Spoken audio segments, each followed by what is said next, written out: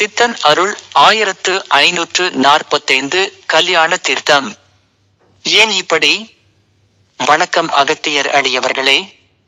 கல்யாண தீர்த்தம், பாபநாசம் என்கிற பெயரை கேட்கும் பொழுதே அனைவருக்கும் அங்கு உறையும் அகத்திய பெருமான் லோபாமுத்திரா தாயின் சன்னதி ஞாபகத்துக்கு வரும். அங்கு சென்று அமர்ந்து தியானம், பூசை செய்தவர்களுக்கு அமைதி என்றால் என்ன என்று உணர முடியும். அத்தனை அருமையான சூழலை கொண்ட இடம். கடந்த 10 முதல் 15 வரை வருடங்களாகவே அடியவர்கள் மனது வருத்தப்படும் அளவுக்கான விஷயங்கள் பல அங்கு நடந்தேறியுள்ளது.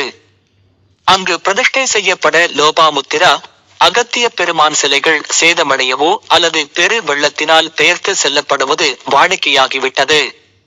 கடந்த 1 வருடத்துக்கு முன் நீர் வரத்தினால் பாதிப்பு வராமல் இருக்க பலமான கார் சுவர்களுடன் அம்மை அப்பனின் சிலைகள் பிரதிஷ்டை செய்யப்பட்டது.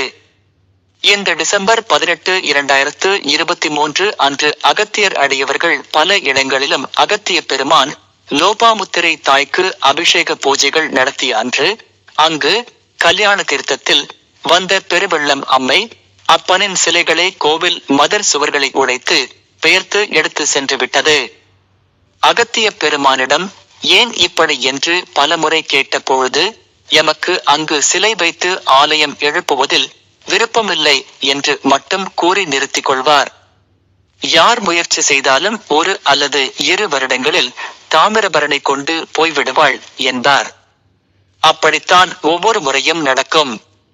அடியனுக்கு தெரிந்து இது 4வது முறை இப்படி நடக்கிறது.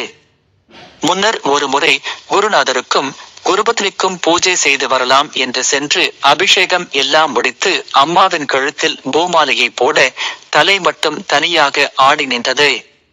என்ன இது என்று பார்த்த பொழுது அம்மாவின் சிலை கழுத்தருகே உடைக்கப்பட்டு பின் யாரோ ஒட்டி வைத்திருந்தார்கள். ஒட்டிய பசை விட்டு கொடுத்ததினால் தலை மட்டும் ஆடியது என்று உணர்ந்த பொழுது அடியேனுக்கு கண்ணீரே வந்துவிட்டது. அம்மா, உனக்கே இந்த கதையா என மனதுள் அதிர்ந்து விட்டேன். அத்தனை வருத்தம். திரும்பி வந்து நாடியில் அகத்திய பெருமானிடம் என்ன நடந்தது, என்ன செய்யலாம் என்று கேட்ட பொழுது கிடைத்த விடைகள் அதிர்ச்சியை அளித்தது. அன்று அகத்திய பெருமானிடம் கூறினேன், இனி அடியேன் அங்கு வந்து தங்களுக்கும் தாயாருக்கும் பூசை அபிஷேகம் செய்ய மாட்டேன். வேறு எங்கேனும் வந்து தங்களை தரிசிக்கிறேன் என்று விலகிவிட்டேன். அதற்கு பின் இன்று வரை கல்யாண தீர்த்தம் செல்வதில்லை. அவரும் அடியேனை ஏன் வருவதில்லை என்று வினவுவதில்லை.